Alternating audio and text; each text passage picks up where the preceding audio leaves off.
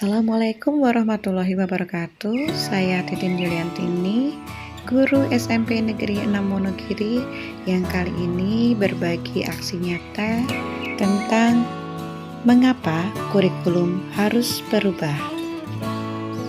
Nah, Bapak Ibu dan anak-anak, kita perlu tahu apa itu kurikulum.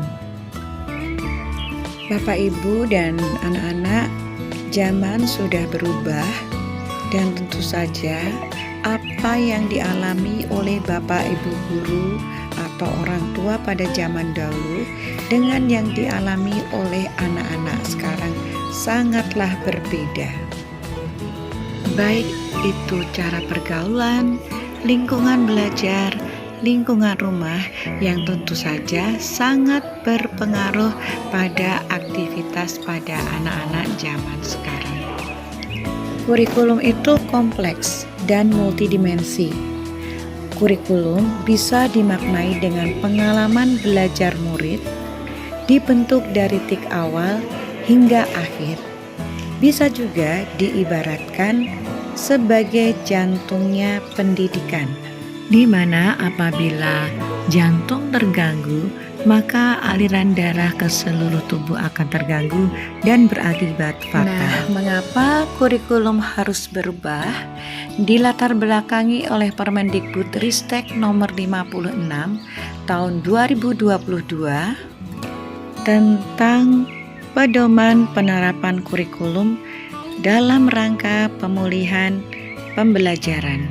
Sedangkan menurut Undang-Undang tentang Sistem Pendidikan Nasional Nomor 20 Tahun 2003 Pasal 1/19 disebutkan kurikulum merupakan seperangkat pengaturan dan rencana mengenai tujuan, isi, dan materi pelajaran serta cara yang digunakan sebagai pedoman kegiatan pembelajaran guna mencapai tujuan pendidikan. Nah, kalau begitu kurikulum seperti apa yang baik? Kurikulum yang baik itu mempunyai beberapa aspek. Yang diantaranya adalah mengarah pada minat dan bakat.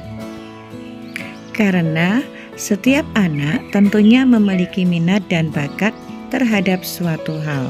Setiap guru tentunya berpatokan pada suatu kurikulum. Apabila kurikulum tersebut mengarahkan anak pada minat dan bakat, otomatis guru yang akan menjadi orang terdekat murid akan mengarahkan siswa sesuai dengan minat dan bakat murid. Selanjutnya, kurikulum yang baik adalah yang tidak mengekang. Yang artinya jangan sampai murid merasa terkekang karena guru mereka berada di posisi sebagai peran utama, sangat kuat dan tidak bisa dibantah. Apabila itu terjadi akan mengakibatkan murid menjadi tidak berani mengeluarkan pendapat mereka dan tidak menanamkan jiwa kritis siswa. Selanjutnya, apakah fungsi kurikulum? Pertama, kurikulum merupakan alat untuk mencapai tujuan pendidikan nasional.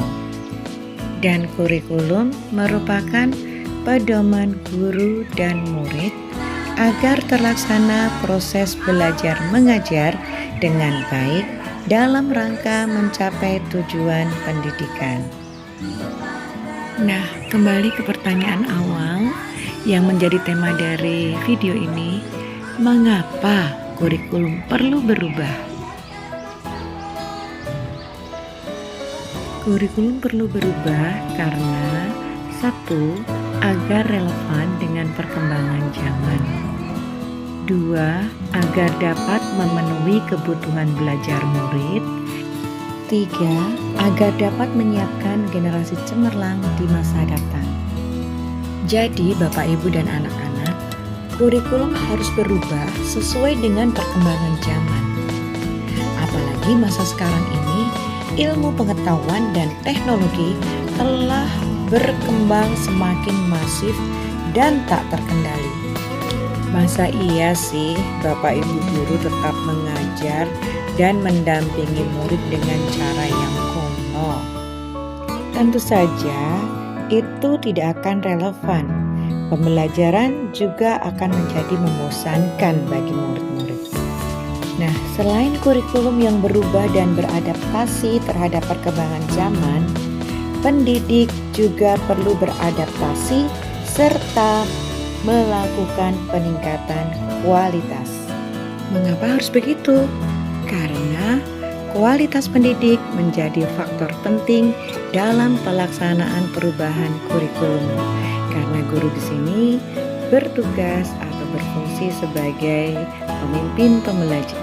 Bapak, Ibu, dan murid-murid, nah kita tiba pada tahap kesimpulan dari video aksi nyata tentang mengapa kurikulum harus berubah.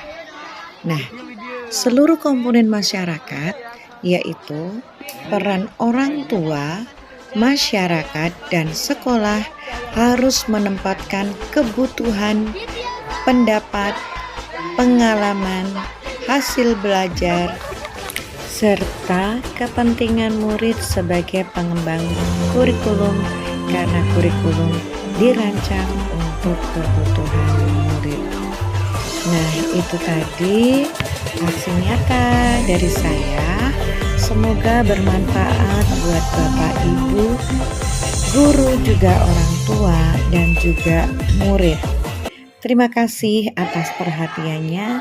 Sampai jumpa di channel berikutnya atau di aksi nyata berikutnya. Terima kasih. Wassalamualaikum warahmatullahi wabarakatuh.